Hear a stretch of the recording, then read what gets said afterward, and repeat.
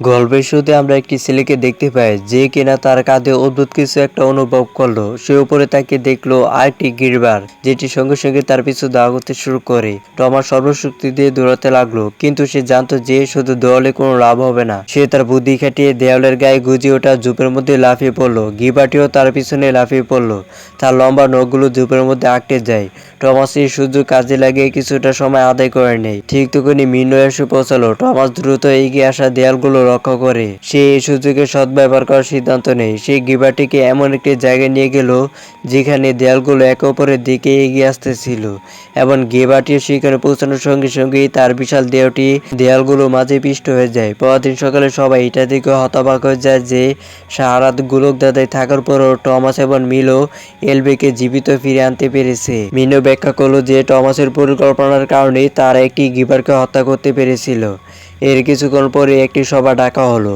Thomas তার নিয়ম ভাঙার জন্য গিলি তাকে শাস্তি দিতে চেয়েছিল, কিন্তু মিনু এবং বাকি সবাই বিশ্বাস করে যে টমাসকে রানার বানানো উচিত, কারণ সে সক্ষম। গিলি ছাড়া সবাই এতে রাজি হলো। তারপর হঠাৎ একটি লিফট উপরে আসে শব্দ শোনা গেল। সবাই হতবাক হয়ে গেল, কারণ এটি এত তাড়াতাড়ি আসার কথা ছিল না। যখন তারা নিচে পৌঁছালো, তারা লিফটের ভিতরে একটি মেয়েকে দেখতে পেল। তাকে দেখে টমাস হতবাক হয়ে যায়। সে ছিল একই মেয়ে যাকে সে তার স্বপ্নে দেখছিল। মেয়েটির কাছে একটি নোটও ছিল যেখানে পরিষ্কারভাবে লেখা ছিল যে তাকে এখানে পাঠানোর শেষ সদস্য। হঠাৎ মেয়েটি জ্ঞান ফিরে পেল এবং টমাসকে তার নাম ধরে ডাকলো, কিন্তু পরের মুহূর্তে সে আবারও অজ্ঞান হয়ে যায়। মেয়েটিকে সম্মোহিত করার পর টমাস পরিষ্কারভাবে বলল যে সে আবার গোলকধাঁধায় প্রবেশ করতে চায়। মিনু তার কথা শুনল এবং তার সাথে আরো 3 জনকে পাঠালো।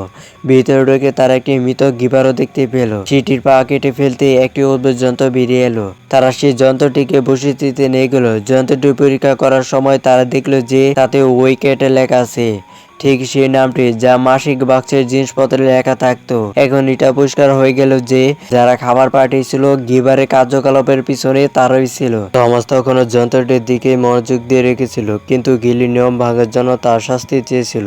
এদিকে নিউটন জোর দিয়ে বলেন যে টমাসকে গোলকধাঁধায় আরো একটি রাত কাটাতে হবে। কেবল তখনই তাকে সত্যিকারের রানার হিসাবে ঘোষণা করা যাবে।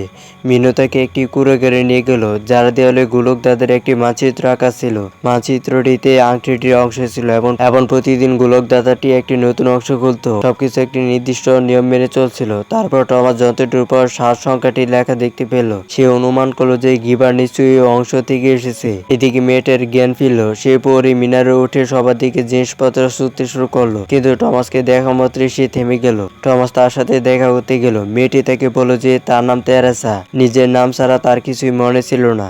সে ঘুমের মধ্যে টমাসের নাম ধরে ডেকেছিল, কিন্তু বাস্তবে তাকে চিনতে পারছিল না। কিছুক্ষণ কথা বলার পর তেরেসা ব্যাখ্যা করল যে তার কথাগুলো টমাসের স্বপ্নে প্রতিধ্বনিত হতো।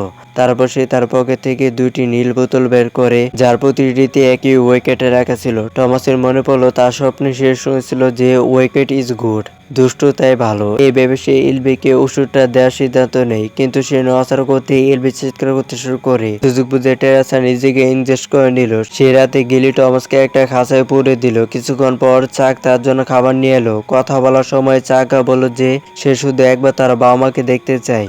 তাদের মুখও তার মনে নেই, তবু সে তাদের জন্য একটা ছোট পুতুল বানিয়েছিল। চাকের সরল কথা শুনে টমাস সবাইকে এই জায়গা থেকে বের করে আনার ওয়াদা করে। পরদিন সকালে সূর্য ওঠার সাথে সাথেই মিনু আর টমাস গোলকধাঁধায় প্রবেশ করে। মিনুর সাহায্যে তারা সোজা স্যাম সেকশনে চলে গেল, যেটা সাধারণত সপ্তাহে মাত্র একবার খোলা হতো। তারপর তারা বেনের জামা কাপড় দেখতে পেল। তারা ভাবলো গিবার হয়তো তাকে টেনে নিয়ে গেছে। হঠাৎ যন্ত্রটি থেকে শব্দ আসতে শুরু করে। টমাস ভাবলো ওটা তাদের পথ দেখাচ্ছে, তাই তারা দুজনে শব্দ অনুসরণ করে। প্রত্যেকবার ডান দিকে মোড় নেওয়ার সাথে সাথে শব্দটা আরো জোরালো হতে লাগলো। হাঁটতে হাঁটতে তারা একটা নতুন জায়গায় পৌঁছালো। সেখানে একটা বিশাল সেতু ছিল, যার শেষে একটা প্রকাণ্ড দেয়াল দাঁড়িয়ে ছিল। তারা কাছে যেতে যন্ত্রটি তাদের জন্য একটি নতুন পথ খুলে দেয়। এখন তাদের সামনে একটি গুহা ছিল, কিন্তু ভিতরে পা রাখার সাথে সাথেই একটি উজ্জ্বল আলো তাদের স্ক্যান করতে শুরু করে। পরের মুহূর্তে গুহাটি বন্ধ হতে শুরু করে। এটা দেখে তারা দুজনে পূর্ণ গতিতে দৌড়াতে লাগলো। যে মাত্রই তারা ওই অংশ থেকে বেরোতে যাচ্ছিল, হঠাৎ একটি বিশাল দেয়াল ধসে পড়ে। তারা অল্পের জন্য রক্ষা পেল। তারা পূর্ণ গতিতে দৌড়াচ্ছিল আর তাদের চোখের সামনে গোলকধাঁধার দেয়ালগুলো অনবরত বদলাচ্ছিল, কিন্তু কোনোভাবে তারা পালাতে সক্ষম হলো এবং অবশেষে জীবিত বেরিয়ে এলো। বসতিতে ফিরে এসে তারা সবাইকে বলল যে তারা বেরোনোর একটি পথ খুঁজে পেয়েছে, কিন্তু গিলু খুশি ছিল না। সে বলল যে এটা একটা ফাঁদ হতে পারে। এতে টমাস ও গিলুর মধ্যে তর্ক শুরু হয়ে যায়। তারপর তেরেসা বলল যে এলবি জ্ঞান ফিরে পেয়েছে। এটা শুনে সবাই সঙ্গে সঙ্গে তার দিকে ছুটে গেল। এলবি বলল যে সে কখনো বেরোতে পারবে না আর টমাস সবসময় তার প্রিয় ছিল। তারপর সে টমাসকে জিজ্ঞাসা করলো সে কেন এসেছে। ঠিক সেই মুহূর্তে সবাই লক্ষ্য করলো যে গোলকধারাটি আজ বন্ধ নেই, বরং কিছু নতুন দরজা খুলে গিয়েছে। এই দৃশ্য দেখে টমাস একটা পরিকল্পনা করতে চাইলো।